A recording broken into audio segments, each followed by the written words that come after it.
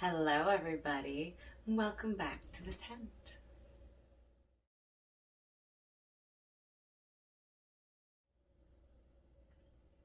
Of course, you're jealous. My name is Christy, spelled with an E, and today I thought for this tent talk that we would think about the whole bear versus man debate. I know I'm late to the party on this one, but I wasn't gonna speak on it, but then I started looking at who was answering how. So I thought I would go down some rabbit holes, and boy did I. This video is not easy to make. I'm hoping that my words come out and are understandable and don't just sound like gobbledygook, because I'm good at that. I should have a degree in that. I did bring my favorite bear with me today. Lucky is jealous and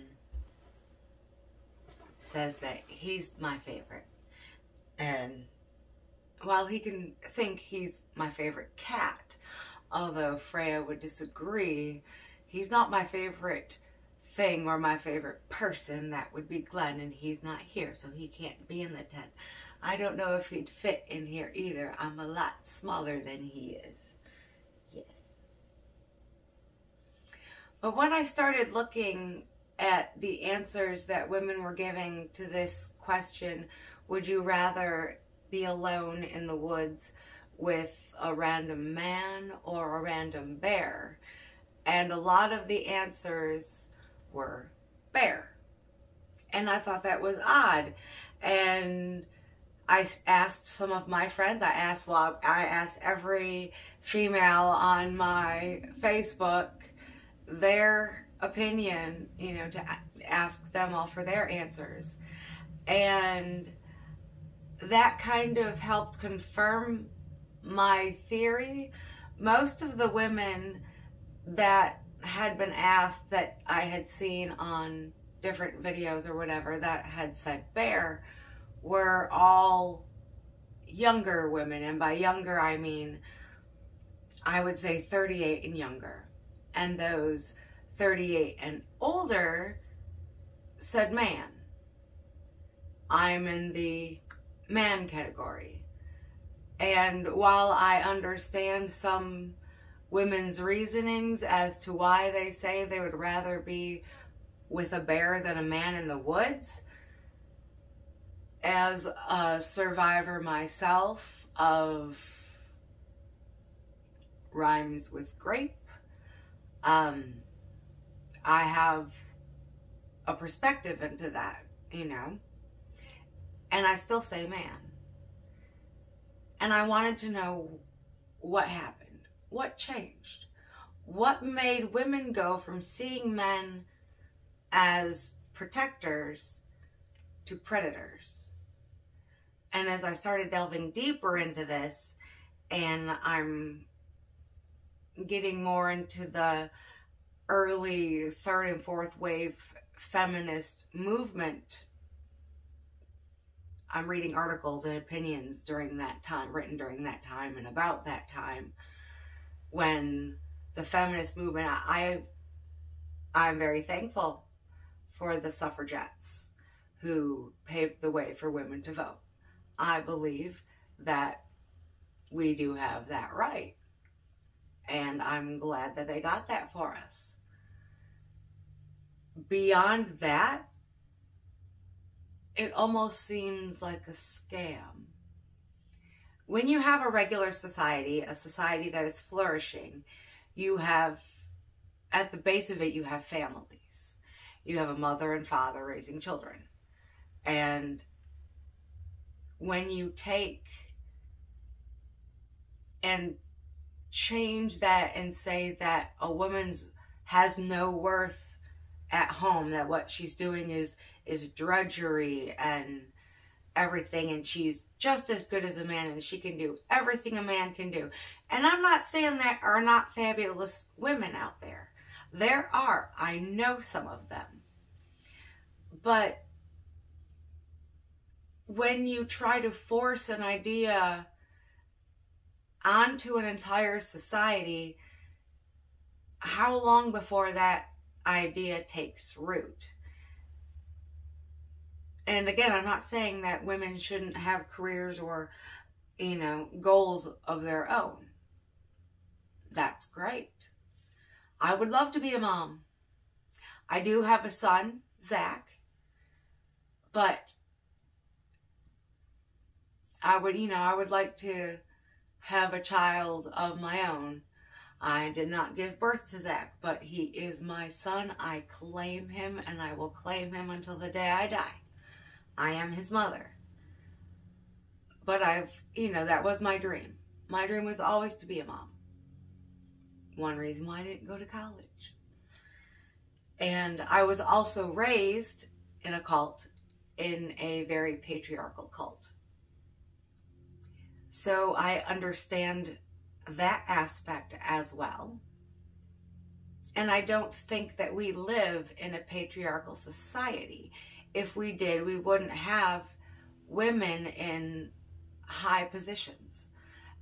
Everything that I can see with my own eyes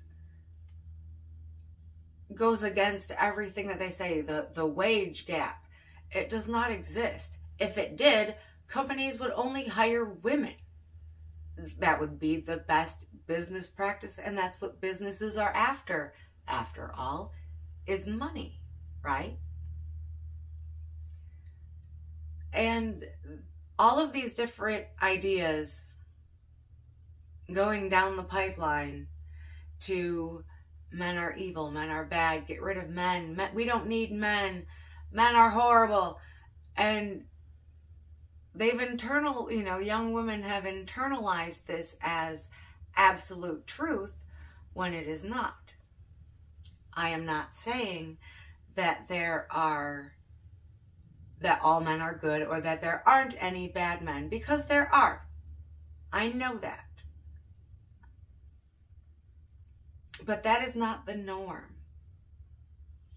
That should not be the norm. And when you break down these family structures and you chip away at the heart of a society, there's nothing left to do but to make up problems. And that's what all people seem to be doing these days, is making up different ways that they call it the victim hierarchy. I mean, it's absolutely ridiculous. I won't go into all that. That's not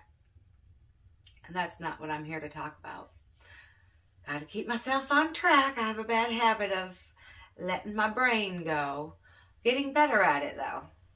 Getting better at it. I think that's thanks to the diet changes. But again, that is another video.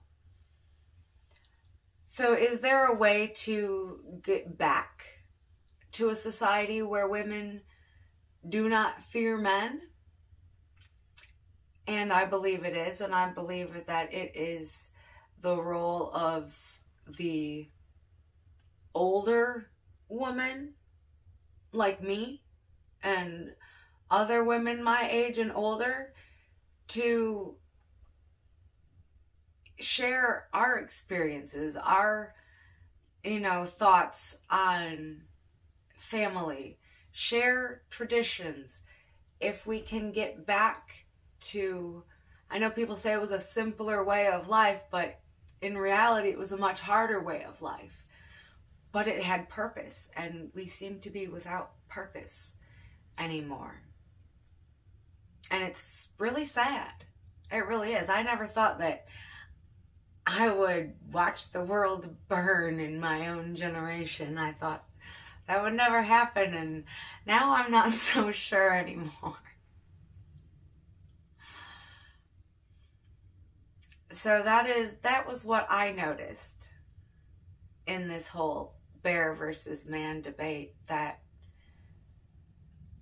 the reason that these women are choosing the bear is because of the propaganda starting in the 80s with the third and the fourth wave of feminism.